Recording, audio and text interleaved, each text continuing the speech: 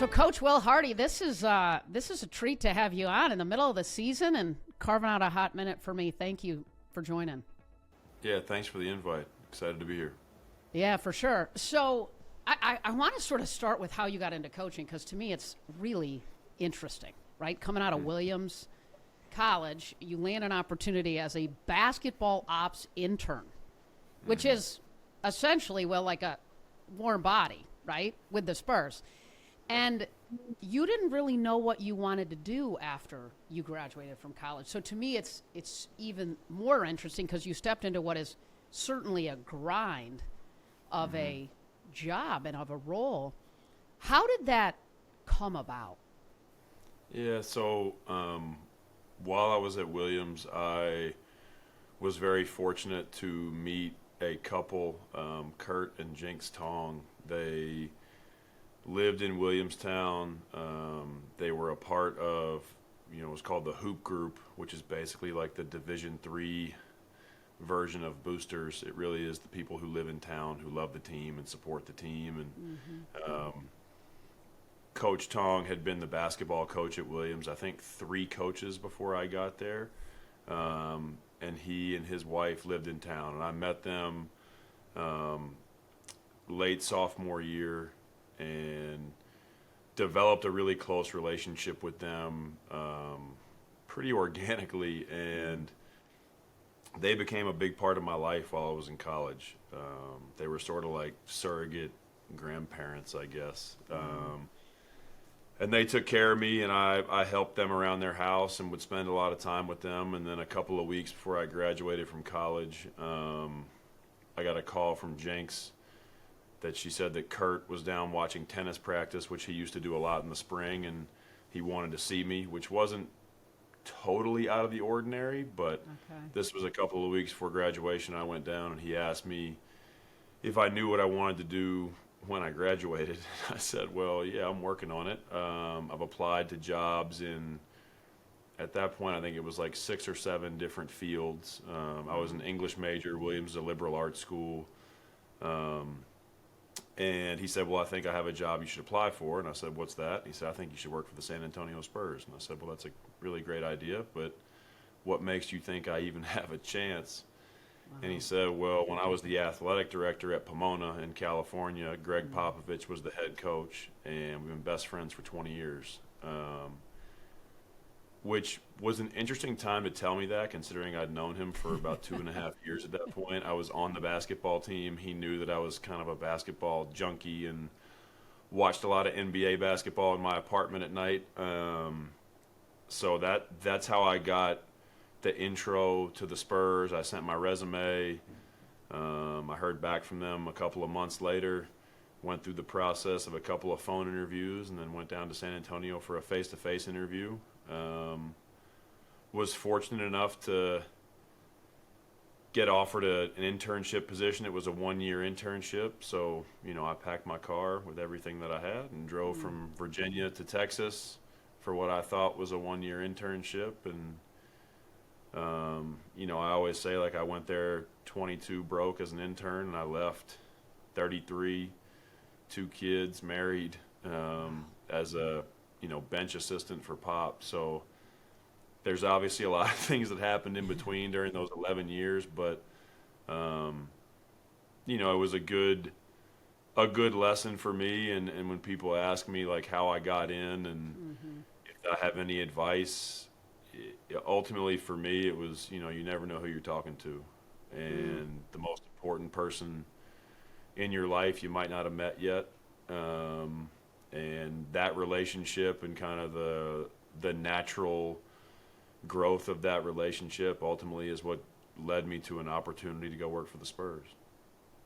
And so how did you approach that opportunity, Will? I mean, because clearly you did a whole lot of things right relative to stepping into what is a bit of a grind, right? And how did you approach it? What was your mindset? What was your approach? Because clearly you set yourself apart early inside of that journey. I tell everybody I was a professional yes man. Hey, Will, can you? Yes, I haven't even heard the end of the sentence yet. Wow. And the second thing, and probably the most important, was I didn't know everything. I was still learning a lot about basketball and kind of the thinking piece of basketball, building a team, coaching, all those things. To that point in my life, I had just been a player, and I'd never thought about that side of it really ever. But I knew that the one thing I could control was that I was going to be there, and I was there early in the morning. I was there late at night. There were a lot of opportunities that I was given from a work standpoint just because I was probably the closest person. People are looking around for somebody to help them, and I'm the person that's there in the building. And I wasn't alone in that. The other guys that I was interns with and guys I was in the video room with, they all did the same. But I always felt like the thing that I could control was being there, being available. And I know this is unpopular for a lot of people now, but if you're young and you're seeking work-life balance, you just sign up to be in the middle forever. Yep. Work-life balance is earned, in my opinion. That comes later. But I was 22 years old, and like work-life balance, it's like work was my life. I didn't have kids. I wasn't married. And so I really just tried to pour myself into that. And does that mean that I did everything right? No. But it also means that I did have to pick and choose a lot to miss certain things. I missed holidays with my family. I missed weddings. I missed going to visit my college teammates. Everybody's getting together this weekend to go meet up somewhere. And I can't be there. And I think that it's easy in a vacuum to say like, oh, I want a job that has balance and that's how I'm going to be happy. And that's fine if that's what you want. But if you really want to chase something, if you really want to try to set yourself apart, I think work-life balance should be the last thing on your list. It actually, Will, I completely connect with what you're saying. I think to pursue a goal wholeheartedly, in fact, you will be out of balance. That to go after what you want, you will be. And to me, it's about alignment. I think what you're sort of saying is that you were aligned with the pursuit of something that mattered deeply to you at that point in your life, right? And now you've created, of course, lots of choices for yourself. But I think when we're in alignment with what we're going after, it doesn't mean necessarily we're in balance per se, but I think the work-life balance thing is a myth, and it breaks my heart candidly with these young kids that sort of think, or as they age, that is something in fact to chase, this nebulous, unattainable thing called balance that you're going to have. It's about alignment, And I mean, the teeter-totter isn't going to be like this every single night when you go to bed with the competing demands in our life. No. So what did you learn sort of relative to creating a culture, being a part of the Spurs with Pop, and then going on with USA Basketball with Pop and, of course, Steve Kerr? And I know you're incredibly well respected in the league by so many other coaches. Early in your journey, tell me a little bit about your lens relative to culture and how that's shaped you as a leader today. I think the thing I learned most from Pop, and then being in those experiences you mentioned with USA Basketball, is that it's always going to be about the people. Like, culture is not bullet points on a wall. Culture is not a PowerPoint slideshow that you show people. Culture is a living, breathing thing, and the people are what are going to drive it. The culture will show itself when you're not in the room. How everybody acts when the leader's not in the room, like that's probably the measure of your culture. Cool. And I think that, Pop always did such an amazing job, in my opinion, of caring for the people. Pop's incredibly tough. He was demanding. He wanted your best every day. That's the players, that's the staff. But he also had this very human side of him on the back end that would care for you and your family. He would say and he would live every day that life's bigger than basketball. If something was going on with your family, he was always the first person to care for you in that way, to tell you, hey, you should spend the night, or spend the day with your family. You don't need to be at this thing or this event. He was so good at like showing people care on the back end. And I think with the staff, that obviously creates a ton of buy-in. It creates a connection between everybody because we do spend so much time together in this business that we become this weird, as I've said before, dysfunctional family with the staff and everybody that you work with. And then with the players, it creates this buy-in of it's not personal. When he coaches you really hard about your defense or about your offensive execution, you know that it's not personal because of the way that he cares for you and your family, kind of off the clock, if that makes sense. Yeah. So, that's something I've tried to carry forward in my own way. Pop also was very clear with me at a young age, like, don't try to be me. You don't want to try to be impersonating somebody else. You have to do it in your own authentic way. You have to say it in your voice. You have to act it out how you see it being acted out. And I think that's probably where USA basketball was the biggest learning point for me, was that I got to see Pop and Steve Kerr, two people whose resumes speak for themselves, two people who I'm fortunate to have close relationships with. To see them up close together, they have the same values, but they have polar opposite personalities. And for me, that was eye-opening, like, oh, wait, like you can live out these values that I've seen and felt every day in San Antonio, and you can do it in your own way, because Steve acts out the same value structure, but he does it in his personality with his voice. So I think like I've tried to carry it forward in my own way. In no way am I perfect. I'm still learning. I'm 36 and I'm very much an unfinished product, but we try to do it our own way here in Utah for sure. Yeah. Well, and I've heard you say show love in service of probably your way to the way that you lead, the way that you coach, and the way that you pour into everybody from the janitor all the way to the players to your staff. If you had to articulate your leadership philosophy, would that be sort of the summary of it at some level? And how does that show up tactically for you day to day in the work, as a coach? Yeah, show love is the foundation of our program. It's what I believe in. It's how I want to live every day, not just coach every day. Without turning this into a TED Talk, like the world's pretty negative. Sure. Yeah.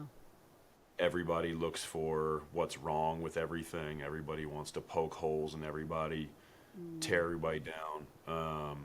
And so I want our building to be a place where everybody in our program feels like it's okay to show each other love.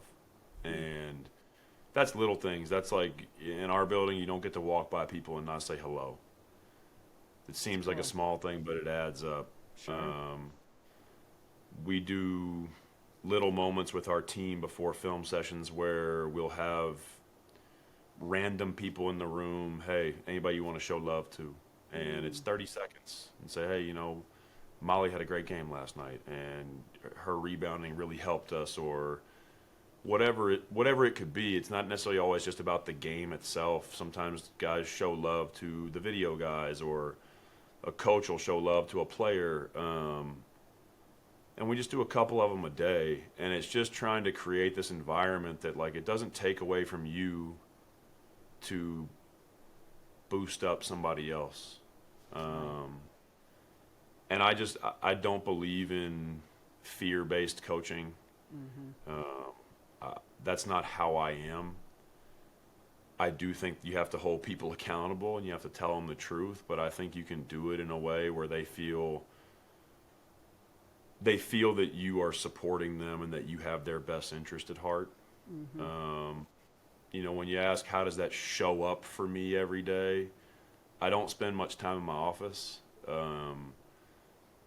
The times of me by myself watching film, that's at night.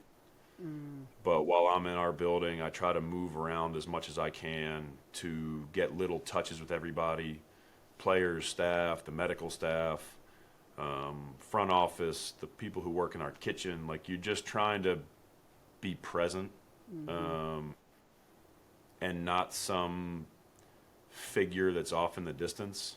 Yeah. I think there's this sentiment kind of the past of the head coach who sits in his office or her office in a throne and like, oh, I got to go to coach's office. Like, that's like going to the principal's office. Like, nobody wants to go there. And so I don't want it to ever feel that way. Again, we're tweaking it all the time, and we're trying to change it as we learn more about ourselves and about this generation of player and what they need. Different but today, I think I try to. Oh man, everything's different, and it should be. Sure. Like, I don't think that we should hide from the fact that things have changed and people have changed, times have changed. But you know, we're trying as a staff to live it out every day. I try to live it out by showing love to our players. I also try to live it out by showing love to the staff, because they're the ones who are dealing with the players one-on-one a lot every day. And so it's a big part of our ecosystem, and we say it a lot. As a reminder, it's on the wall in a lot of different places in the building. But yeah, it's important to me, because I think if that's what we're known for, it's a good thing to be known for. That's a cool way to say it, 100%. And you see it when you're not in the room, right? When the staff's not in the room, when the coaches aren't in the room with the guys on the court, I would imagine. It shows up on the court as well. And when they're not, I mean, when they're in the building, when they're not in the building, when you're traveling, I mean, I would imagine this shows up for them too as a language at some level that allows them to pour into not just the moments as a player, but certainly each other both on and off the court. That's huge. It's huge. Yeah, I think that's the part that I probably like about it the most, is you can pivot that sentiment into a lot of different areas of your life. Sure. You know, you can show love to the person that made you the cup of coffee at the coffee shop by just saying thank you or asking how their day is. Like, it doesn't have to be grand gestures, which I think is what we're trying to get to, is if you do this consistently every day, you don't need the grand gesture.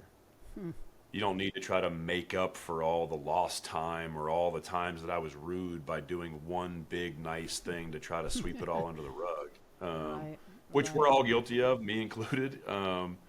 You know, you need to just try to, if you can make it a day-to-day, moment-to-moment thing that you're living out, it becomes a habit. And I do think that we talk to the team about, you know, using this in the community, using it with our fans. You know, show love is kind of a way of life. Yeah, I love it. That's cool. I mean, to think that we're sitting here with an NBA coach who's talking about love. I remember when I had Dabo Sweeney on the podcast, and, you know, we see this pivot at some level, right? With, you know, a 6'6" dude that's the head coach in the NBA that's talking about love. It's pretty powerful. It's pretty cool. You know, Will, when I think about your approach to building relationships, certainly show love is at the center of it. And we live in a world, as you just alluded to, you're a modern day coach with a modern day approach. What do you say to the, you know, some of the people at some level that aren't there yet, right? Like, how do you coach somebody as a leader who isn't where you are relative to the way that young people are potentially showing up in both in sports and in business. How do you do that and stay true to who you are as a leader and how you lead and how you coach, but also recognize that the world has changed and the way that coaching has evolved is pretty significant, and you feel like this modern day coach at some level, and not all coaches are there yet, right? Not all leaders in business are there yet. I don't know if it's because you're 36, but what do you think, what would be your top 3 pieces of advice for a veteran leader out there when they're trying to build stronger relationships with the people they lead in service of helping them be the best version of themselves? Yeah, the first thing for me is that I think that we as leaders need to be more flexible than ever in how we think about things. Doesn't mean you don't have things you stand for or standards, but I do think that in order to adapt to this time, as it relates to coaching, I say to our team all the time, this is not my program. This is ours. And you have a stake in it, and I have a stake in it, and we all have roles to play. That doesn't mean that I don't have to, at certain moments, make decisions. That's not me hiding from my responsibility. But I don't want you to think that I am the law or that I am the only person who dictates how this operates every day. I think you have to be able to give ownership to the people that are working for you and with you. Because I think when they do feel ownership, there's going to be a different level of pride that comes in maintaining those standards. How do you do that tactically well? I mean, I think there's certain moments where we ask the group what they want to do. I think there's plenty of decisions that are not make or break. And we sometimes as leaders can turn everything into a big deal. Every decision is going to be the be-all, end-all of our program, and I think we're just doing that to create some heightened sense of importance of what we're doing. There are plenty of things that happen in my day that are 6 of one, half dozen of the other. And I could, if you made me a lawyer for one side, I could build a case. If you made me a lawyer for the other side, I could build a case just as strong. And I think in those moments, sometimes going to the group, going to our team, how do you want to guard this? Hey, we've gone back and forth as a staff. I can see arguments for both. And if you guys aren't sure, I'll make the call. But if there's something you're really feeling, and there have been times the team doesn't feel ultra strongly, and so I'll make the call.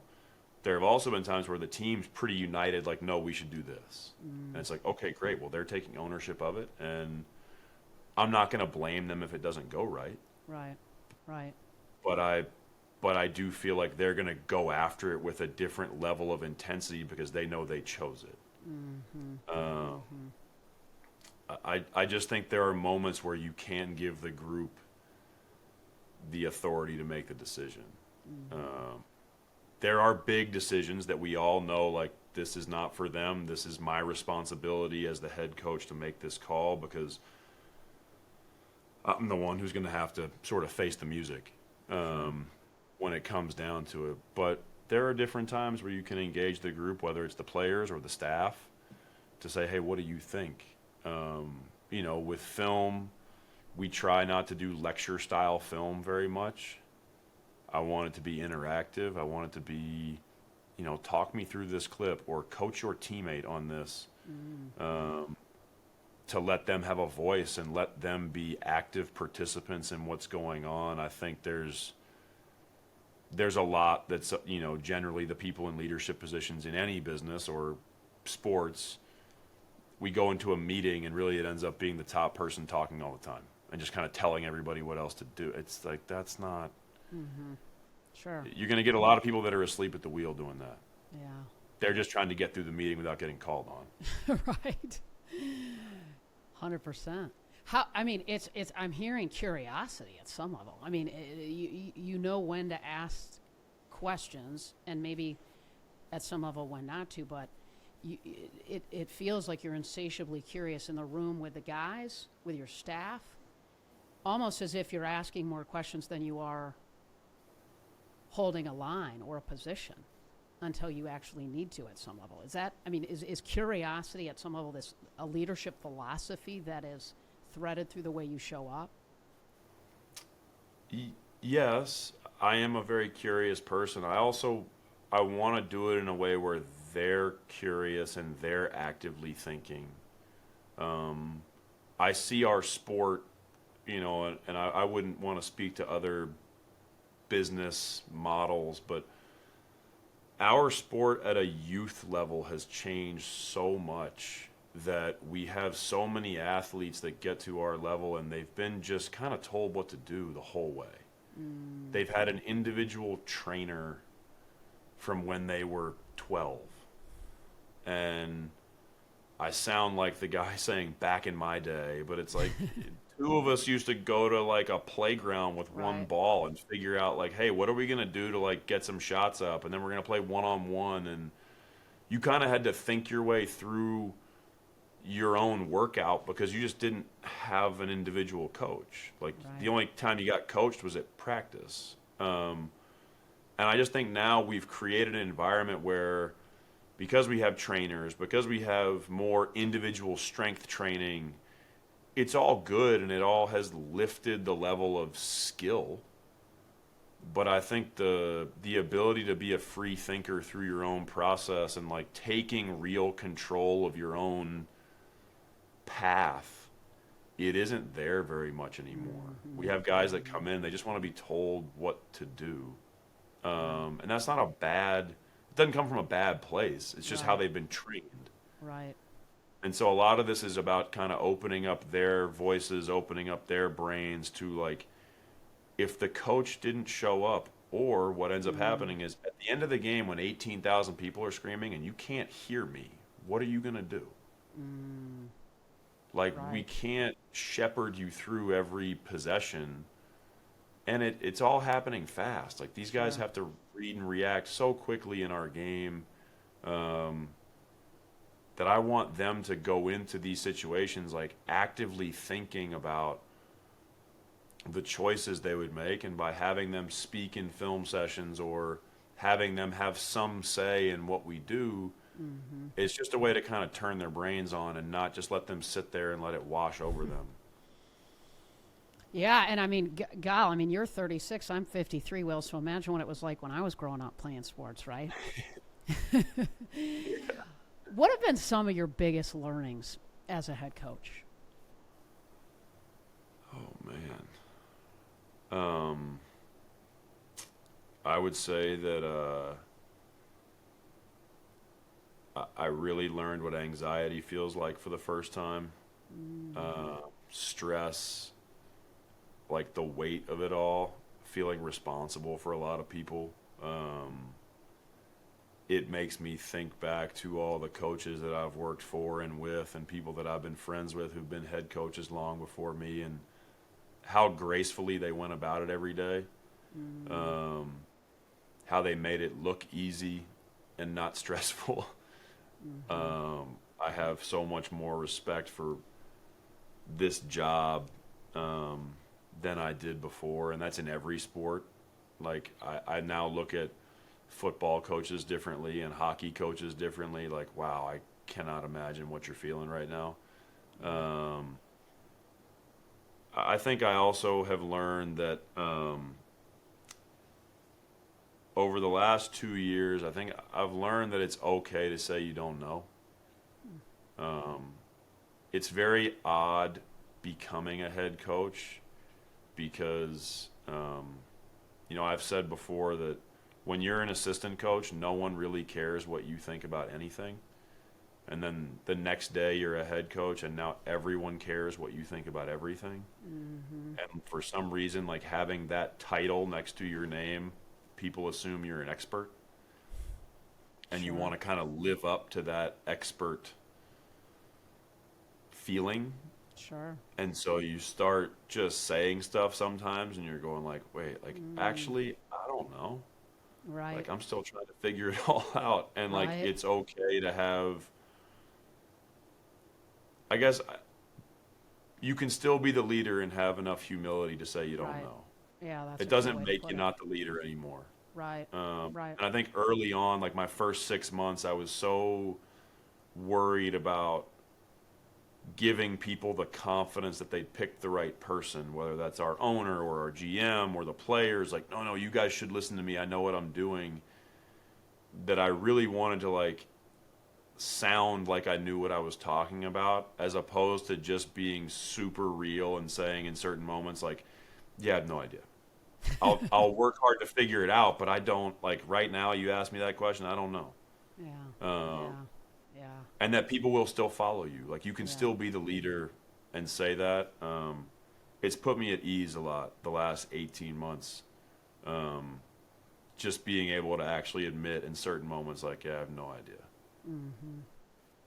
But I love how you trailed that with, right? Like, I don't know, but I'm going to grind it and work hard to find out. But in this moment, I don't have the answer. I mean, that's amazing. And I would think at some level, too, it pulls in even more respect because you're not afraid to not have all the answers and to not know and to put smart people around you that help you too.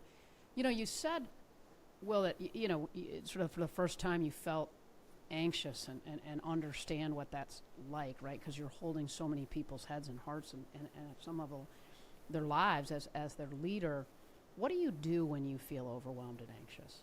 How do you get yourself back to center to do what you need to Man. do? Oh man. I do a lot. I mean, I have prioritized sleep more in the last 18 months than I ever have in my life. I think we're all used to this notion of, the grind and this and that, and that's fine. I'll grind while I'm awake, but when it's time to go to sleep, I gotta go to sleep. 100%. Sleep's huge. Because That's great. I just know it like compounds on you. But it's all those things of sleep, exercise. I've gotten into contrast therapy a lot.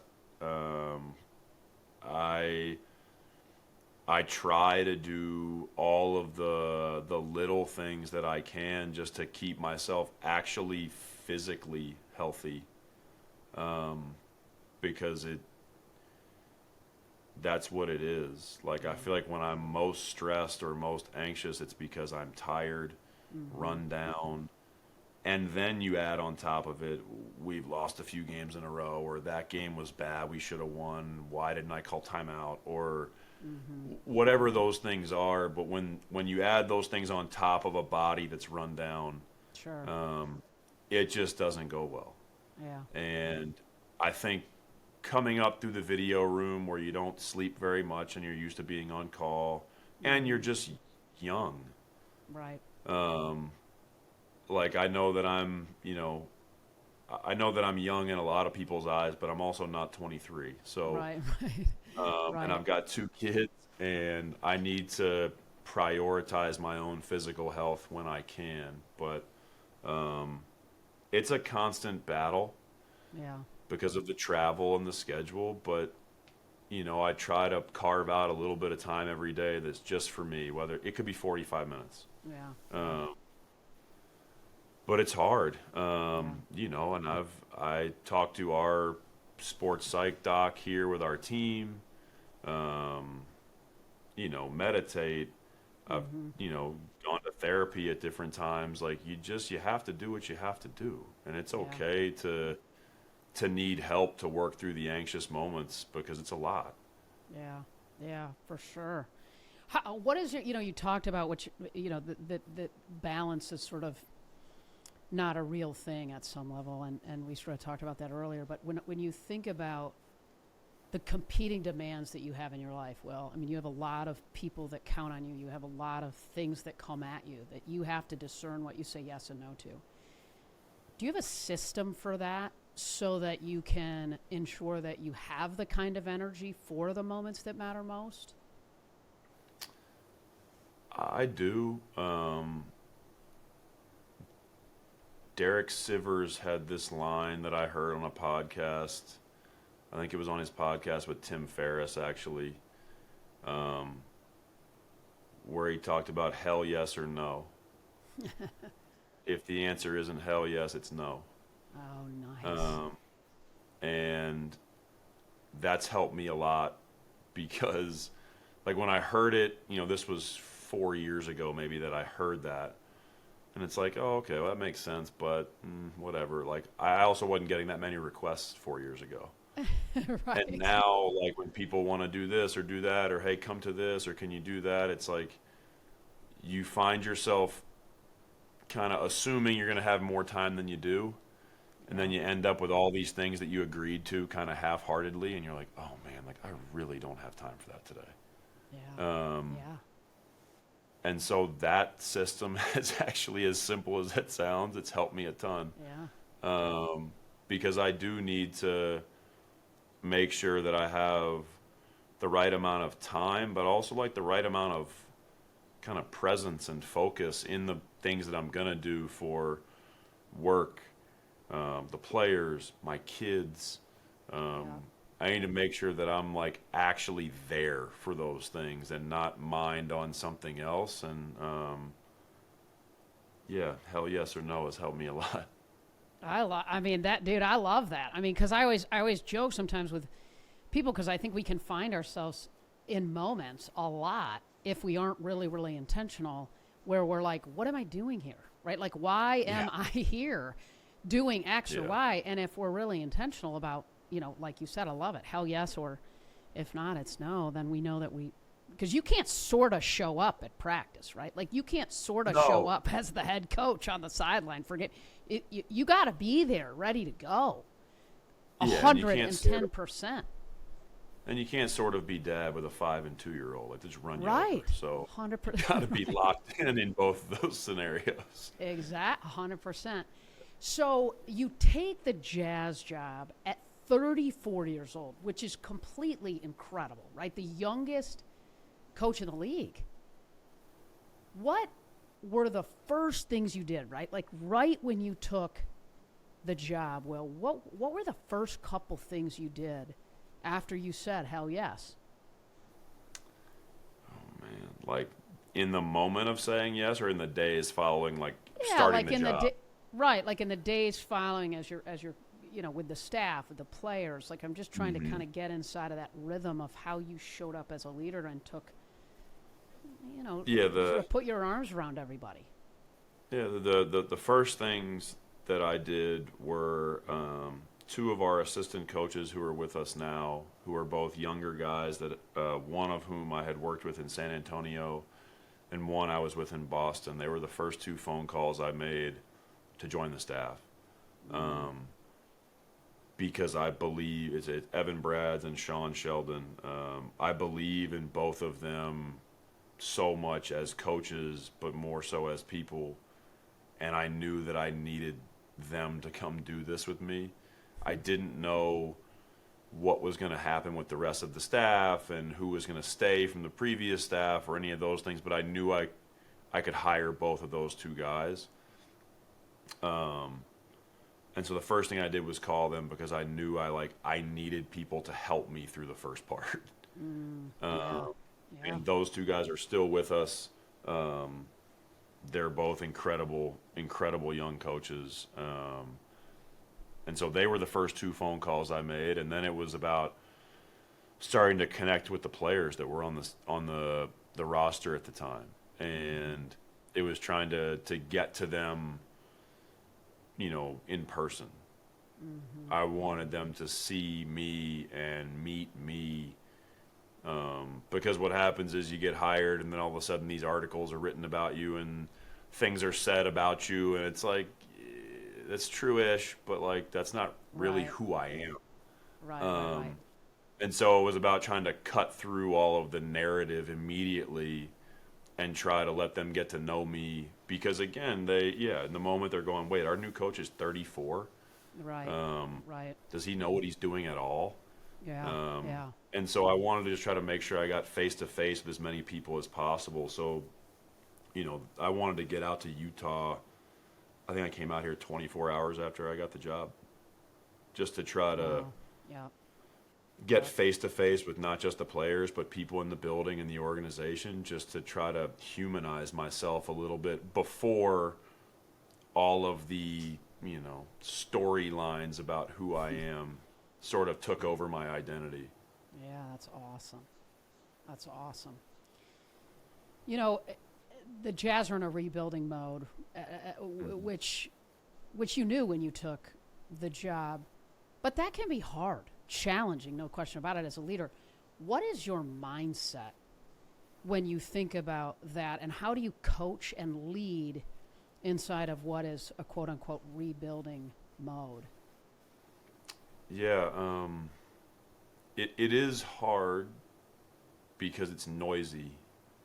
Oh wow, yeah. We're in a wins and losses business, like we just Right. are. Yeah. And even though we're rebuilding and we have the utmost belief in what we're doing with a lot of our young players, you still have media and fans and people that want to say whatever they want to say. Sure. So that's the hard part, is just like, how do you block that noise out? But how we go about it every day is we talk about raising the floor. I think when people are improving, there's this thought that we need to make their best better. If you Cool. were training to get in better shape as a runner, instead of me saying, hey, I want to make your best mile time 5 minutes, I would ask you, hey, what's your average mile time on a day when it's just a Wednesday and you're just like, I'm having an okay day. Okay, it's 8.5 minutes. Okay, that's your floor.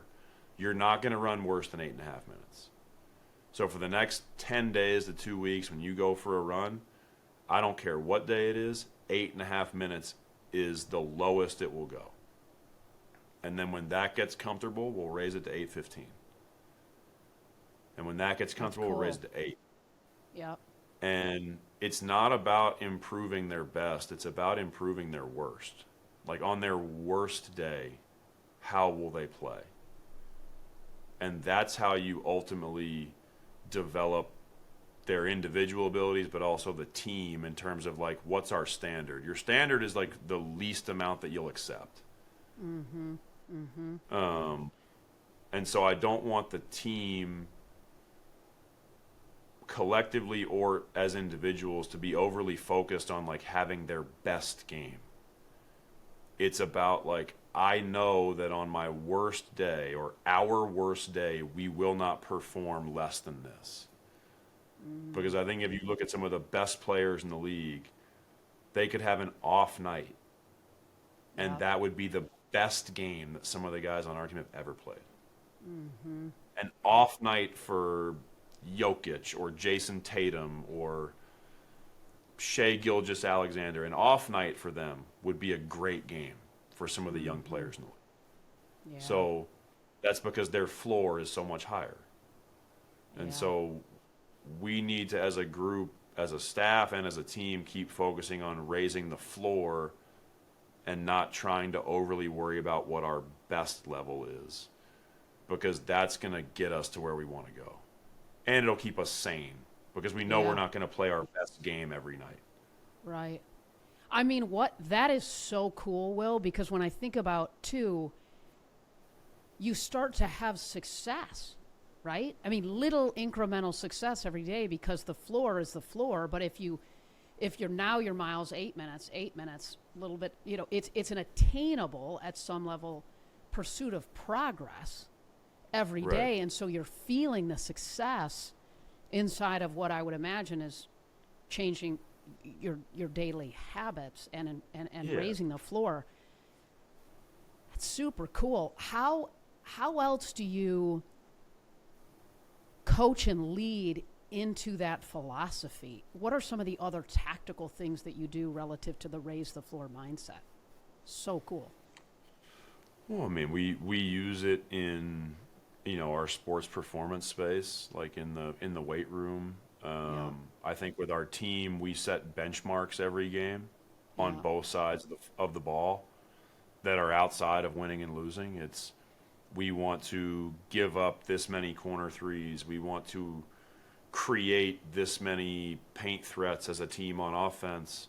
Yeah. And it's a way of kind of systematically showing the team both sides of the ball stylistically how we want to play, and that we think if we can meet these benchmarks more than we don't, that the results will start to show themselves in terms of wins and losses. But it's giving them, a little bit more focused, tangible things that they should be trying to accomplish every game as opposed to only watching the scoreboard.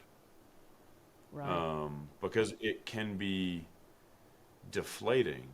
And the worst thing that can happen when you are rebuilding, or when you are trying to develop somebody, or when you are trying to help somebody get in better shape, or this person wants to lose weight, it's like the worst thing that could happen is they lose hope. Yeah, totally. They just think like, screw it, it's never going to happen. And they just bail. And so we have to try to give them targeted things on both sides of the ball, targeted things in their individual development, so that they are seeing some progress, and it keeps them on the hunt. Because if we just leave it up to the wins and the losses, it's hard. Totally. I just wrote a book called Dynamic Drive about, to me, the opposite of sort of this pursuit in this world that we live in, which is all about achievement. It's all about, and you live in a world that's all about wins and losses. But I think, ironically, the optimal time to become a little bit complacent and or not go for more, whatever more is for you, raise the floor, is actually after you've achieved. I think chasing achievement is a risky, scary, one-way, outside-in approach to success that, in fact, isn't even sustainable. It's almost like, as I'm listening to you, Will, it's like you think about these guys like Saban, and you and I just recently spoke at an event, actually in Salt Lake, and I think, you and I were in between Saban and Jerry Seinfeld. I certainly don't know how I found myself in that mix, but, Saban's famous for the process. Saban's famous for the process. It's almost like, is this your version of that at some level with a little bit of a different slant to it? Yeah, for sure. I mean, I've been inspired by so many coaches in a variety of sports, and Coach Saban's one of them. It's like, you got to take care of these little things every day. Bill Walsh was famous for his systematic approach to how he trained every day in the team, and we're going to hammer these fundamentals all the time. And sure, it's true. It's about giving the team, the players, something tangible to attack every day. Yeah. And not just making it about, if you win, you're great, and if you lose, you're terrible. Right. Because there's such an emotional reaction on the outside to everything that we do. I got off of Twitter when I got this job, but I'm sure if you searched my name on Twitter after we win, it will say very different things about me than after we lose, and neither of them are true. Right. So we have to try to keep the team in that middle ground where they do have a process every day, and they do have things that they're systematically trying to improve every day. Sure. And so, yeah, I mean, Coach Saban and his process, like, there are a lot of coaches that have said that in their own way, and this is me trying to model some behavior after some coaches who've had a lot of success, and just try to do it in our own language a little bit. Yeah, the Will Hardy way, man. I think it's awesome. You're around athletes, and have been, that have an incredible amount of talent. And I always think talent is fine. It kind of gets you a ticket to the party, but it is not enough, certainly at the highest level where you are. What would you say separates who makes it at this level, not just for a cup of coffee, but who stays there, and those who don't? There is so much that goes on outside of the game itself. And I think the guys that I have been around who have been the most successful, nothing's on accident. Totally. Like, they're intentional about every step of the day. That's what they eat, how much water they drink, when they get their treatment. They have a flow to every day that is very thought through. They know how to get themselves ready for a game. They're also very intentional about the ways that they recover and rest. They're very intentional about how they get away from basketball. The off day, we don't have practice. Okay, I'm going to take these 2.5 hours to get my treatment, but then the rest of the day, whatever I'm doing, like, is it on purpose? Is it thoughtful recovery? Not necessarily always active recovery, but it's not just like I'm going to lay on the couch and see what happens. Right. Sure.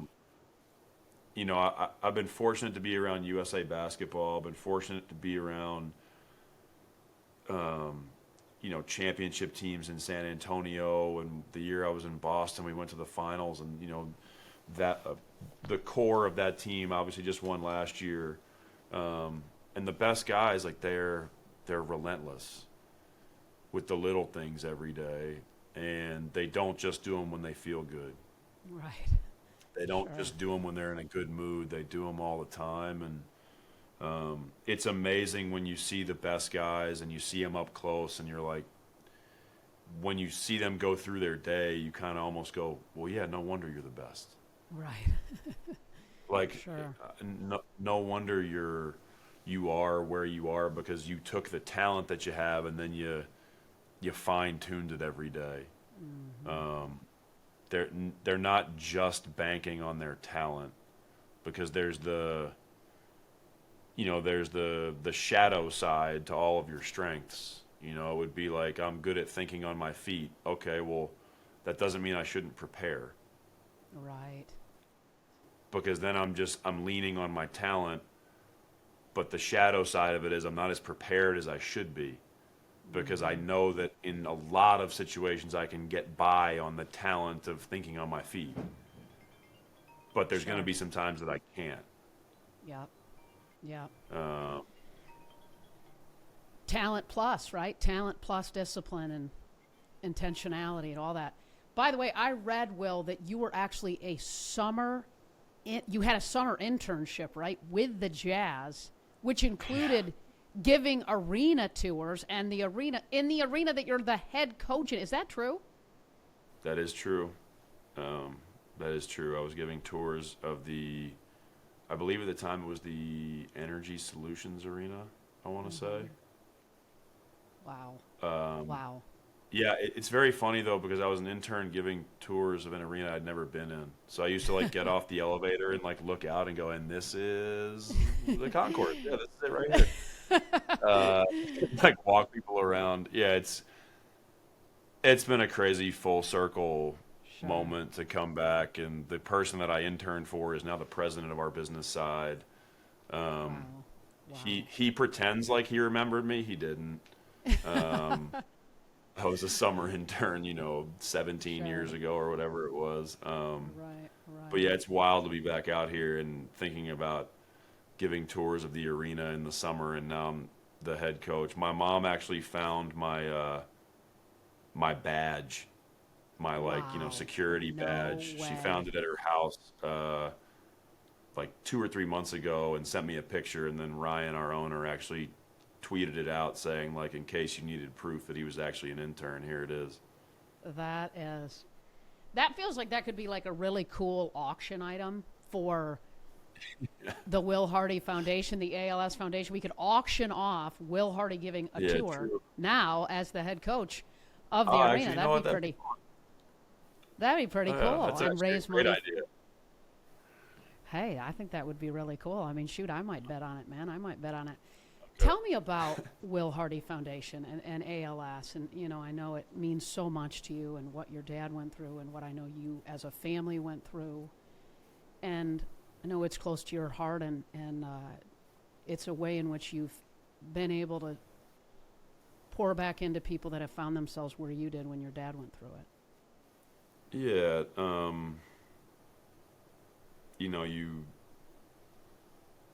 right or wrong, I have a little platform, and we wanted to try to use that to help people as much as we can. And ALS is a cause that obviously means a lot to me and my family.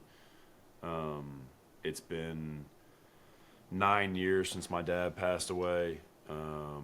And so myself, my two brothers, and then my best friend from growing up, he's the executive director of the foundation, and we decided, hey, we're going to start a foundation, and we're going to try to raise money for ALS. And So cool. man, we had no idea what we're doing. It was like this whole process of you're trying to, you want to do a good thing, and then you spend so much time actually just learning how it all works. I've learned way more about the medical system in our country over the last 6 months than I ever thought I would. Wow. And the goal is twofold. It's to raise money, half of which we want to put towards clinical trials and research, and then half of which we want to use to help families who already have a diagnosis, because home care, equipment, to put it bluntly, dying with dignity in your own home is expensive. Yeah, no question. And Wow. it's ALS right now is a 0% survival rate.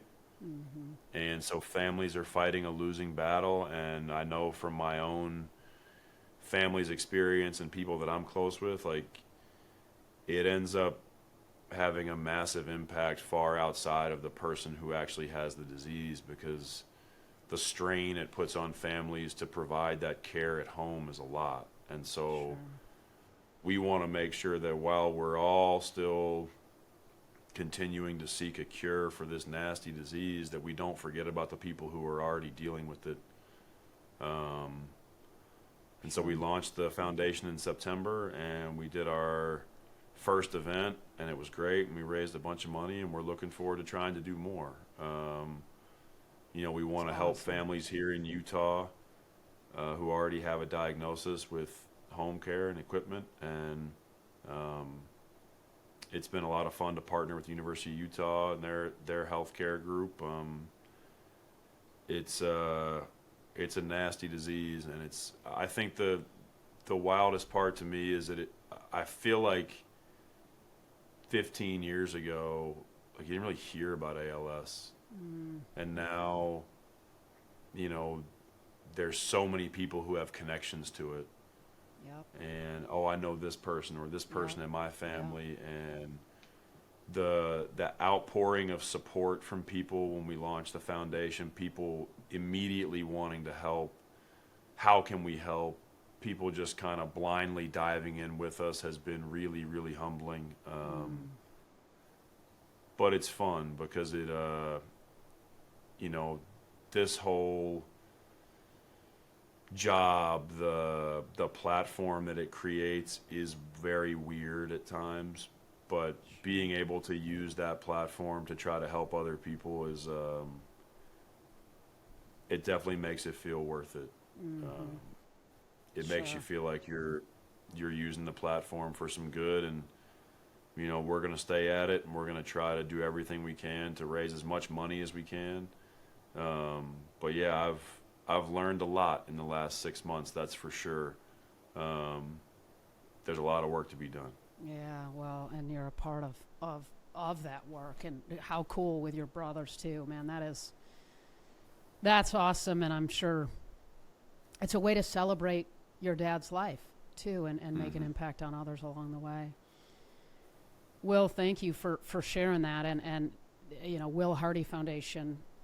I jumped on your site and checked it out. It's a really cool way to get inside of your head and heart, candidly, a little bit of who you are and the heart that you have to show love, not just in a way that that shows up as the head coach of the Utah Jazz. So thank you for that work that you're doing. It's awesome. Appreciate that. For sure. Coach, so we end with rapid fire. You ready? Can I hit you with some quick ones, and then we'll get you out of here? Does that sound good? Sure. Yeah. Favorite basketball memory? Favorite basketball memory? Yeah. Giving tours of the Utah Jazz Arena? No, I'm just kidding. I think the championship parade in San Antonio was one that I'll always remember. Cool. That was really cool just to be a part of that moment. It's either that or the first time they announced me as the head coach for the Jazz at our first home game. That was like a surreal, you're going, I can't believe they just said my name over the loudspeakers. These people are out of their minds. Who's the toughest player to game plan for in the NBA? Jokic. Yeah. Dream starting five from any era. Like, who makes your list? No. This is how you end up on the internet. I'll take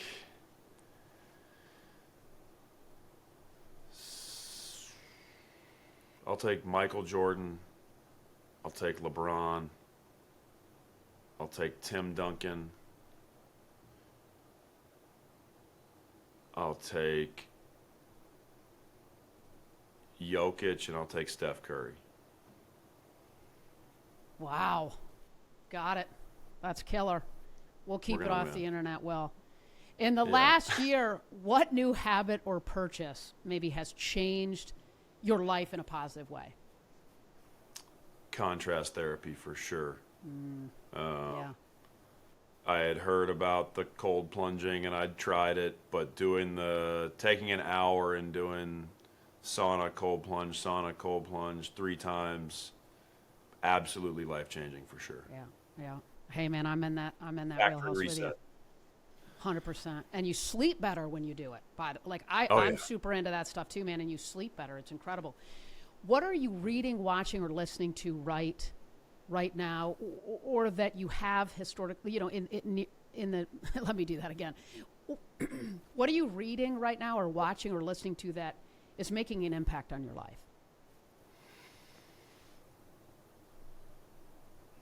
I'm rereading Unreasonable Hospitality by Will Guidara. Yeah, he's buddy. One of my favorites. I love that book. It's Show Love was kind of a spin-off of that. Wow. I think that, and I read probably twice a year, This Is Water by David Foster Wallace. It's a short read. It takes like 40 minutes to read, yeah. Okay, cool. That's awesome. We actually had Will on this podcast. He's a terrific guy. Oh, man. Well, I'm going to have to go listen to that one because he's he's a good he's dude. somebody that I have he's inspired a lot of my thinking in terms of how I'd operate within our building. And Will, I actually really just think that's just because you haven't gotten my book yet, for the record. Dynamic Drive is next on my list for sure. There we go. Let's go. Nice recovery. Well done. So the show's called Game Changer. So one last question. Who or what is a game changer who inspires you and why?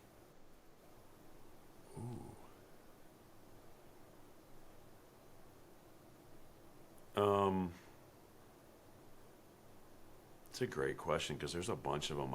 I try not to be inspired by a singular person. I was an English major, so I love to read.